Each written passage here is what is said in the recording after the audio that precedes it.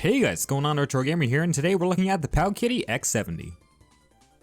So I think I'm just going to state right away that this is not a bad handheld by any means. Like, sure, it's not the greatest, and it does have some problems, but in general, overall, it's really not a bad handheld. Like, honestly, I've been playing it a lot and testing it out, and like, you know, there are definitely things that are really bad about it, but in general, it's actually not a bad buy. So this Powkiddy X70, it looks very much like a Nintendo Switch. It's very thin and it's very big. Like, this thing is massive and it's not the most comfortable to hold if you ask me.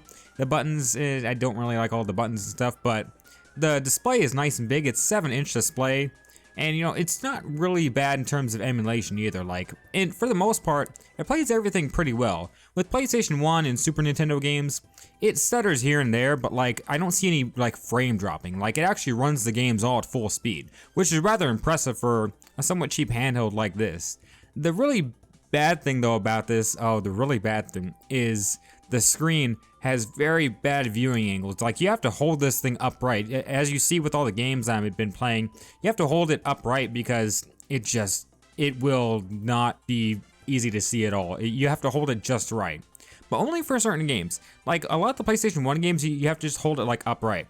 But when I played like Game Boy Advance games, the screen was like totally different. It just looks like crystal clear. Like, if you see some of the Game Boy Advance games here, like, it just looks super crisp and clear. I'm like, wait a minute, what happened to the bad screen?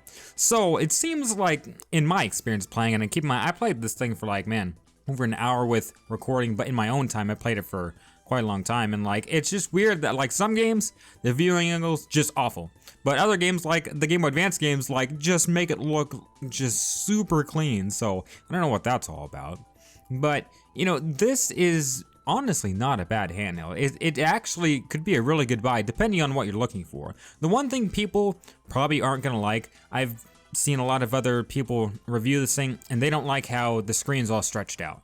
Personally, I'm one of those weird folks, I guess, that I don't mind the games being stretched out more than what they were supposed to be. I actually like when the screen's all like full and stretched out, but that's just me. Some people don't mind it, other people do that, so that's something to keep in mind.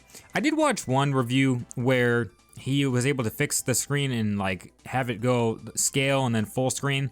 I checked the settings on mine, I just didn't have that, so I'm stuck with full screen, but as I said, I don't really care either way. And the amount of games that come on here, actually pretty good. Of course, you can add your own, but if you're not very tech savvy, then there's more than enough really good games on here to get you by. There's no Mario, but you know, there's other games that are really good on here. There's a really big selection of PlayStation 1, which you don't see a lot of, especially nowadays. And all in all, like, I really don't think it's a bad console at all. It's also really cool that you can hook it up to HDMI, and you can hook up controllers, so you can turn this thing basically into a Switch, right? Like, you can hook it up to TV or play in a handheld mode. It's basically a Nintendo Switch, but like, it's a retro handheld, right? But that's kind of cool. But other than that, you know, it's really not bad. Overall, if we look at it as a whole and what it has to offer, it's really not bad. I don't like how big it is, and I don't like the buttons, and the screen can be kind of garbage.